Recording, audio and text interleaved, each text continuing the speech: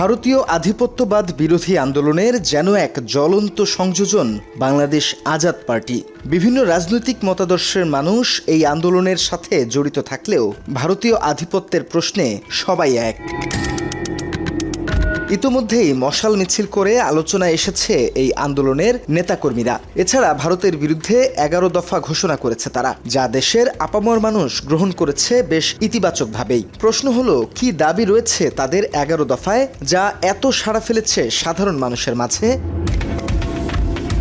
আজাদ পার্টির 11 দফা দাবির মধ্যে রয়েছে ঢাকা ব্যতীত দেশের অন্যান্য স্থানে অবস্থিত সকল ভারতীয় উপদূতাবাস, ভিসা সেন্টার ও সাংস্কৃতিক কেন্দ্রের কার্যক্রম বন্ধ করা, সীমান্ত এলাকায় সকল প্রকার অবৈধ বাণিজ্য ও চোরাচালান বন্ধ এবং বাংলাদেশে কর্মরত সকল ভারতীয় নাগরিকের ওয়ার্ক পারমিট বাতিল করা। এ পর্যন্ত সংঘটিত সকল বেআইনি সীমান্ত হত্যার বিচার নিশ্চিত করতে আন্তর্জাতিক আদালতে মামলা দায়ের করার দাবিও রয়েছে তাদের।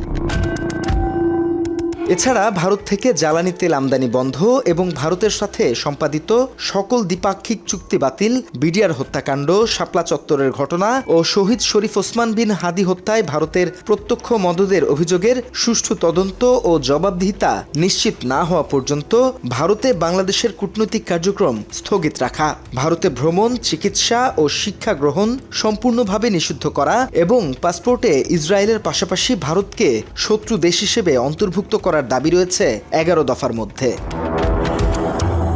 সেই সাথে 1972 সালে বাংলাদেশ থেকে সম্পদ পাচারের অভিযোগের বিষয়ে আন্তর্জাতিক আদালতে ক্ষতিপূরণ দাবি করে মামলা দায়ের, সমুদ্রসীমা সালিসি আইন বাতিল করে পুনরায় সমুদ্রসীমা নির্ধারণ করার দাবি ব্যাপক সাড়া ফেলেছে সাধারণ মানুষের মাঝে।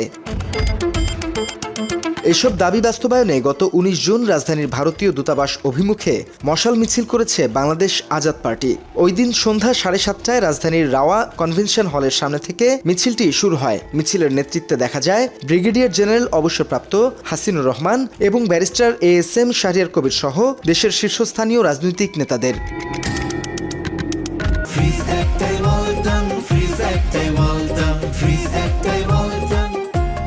উপস্থিত ছিলেন জাকপা সভাপতি রাশেদ প্রধান। তিনি ভারতের নতুন হাই কমিশনারকে উদ্দেশ্য করে বলেন, যারা অখণ্ড ভারতের স্বপ্ন দেখছেন তাদের সেই উত্তর 1947 সালেই দেয়া হয়েছে।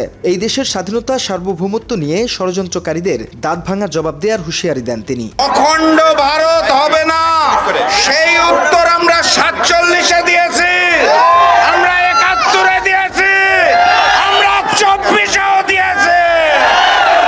এই বাংলাদেশের স্বাধীনতা এবং সার্বভৌমত্ব নিয়ে যারাই খেলতে যাবে তাদেরকে দাঁত ভাঙা জবাব দেওয়া হবে ইনশাআল্লাহ। বাংলাদেশের রংপুর বিভাগ, চট্টগ্রাম বিভাগ নিয়ে যদি ষড়যন্ত্র হয় তাহলে স্পষ্ট ভাষায় জানিয়ে দিতে চাই, ভারতের ওই 7 সিস্টার সুস্থ থাকবে না, চূর্ণ বিচূর্ণ করে দেওয়া হবে ইনশাআল্লাহ। এ সময় শহীদ শরীফ ওসমান বিন হাদির বোন বলেন, তার ভাইয়ের হত্যার সাথে ভারত সরাসরি জড়িত এবং এই হত্যাকাণ্ড আন্তর্জাতিক ইস্যু। ওসমান হাদির হত্যা এখন শুধু জাতীয় কোনো ইস্যু নয়, এটা আন্তর্জাতিক ইস্যু।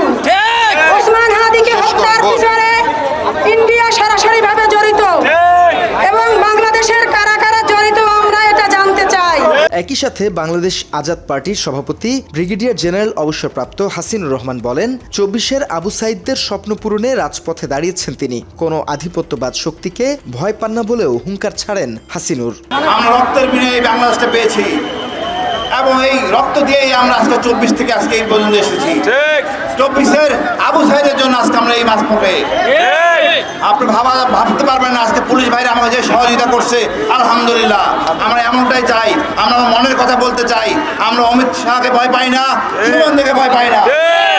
জুলাই যোদ্ধা মঞ্চ 24-এর আহ্বায়ক ফাহিম ফারুকী সহ অনেক তরুণ নেতাও অংশ নেন এই প্রতিবাদে। গত দীর্ঘ 17 বছর বাংলাদেশের মানুষ যে বঞ্চনার শিকার হয়েছে দেশে, তার জন্য ভারতের নগ্ন হস্তক্ষেপকেই দায়ী করে সংশ্লিষ্টরা। বাংলাদেশ আজাদ পার্টির 11 দফা বাস্তবায়নের মাধ্যমে তার জবাব দেবে এদেশের মানুষ, এমন প্রত্যাশা ছাত্র জনতার। দাবি বাস্তবায়ন না হওয়া পর্যন্ত নেতাকর্মীদের প্রতি রাজপথে সক্রিয় থাকার আহ্বান সবার। বাংলা এডিশন, ঢাকা।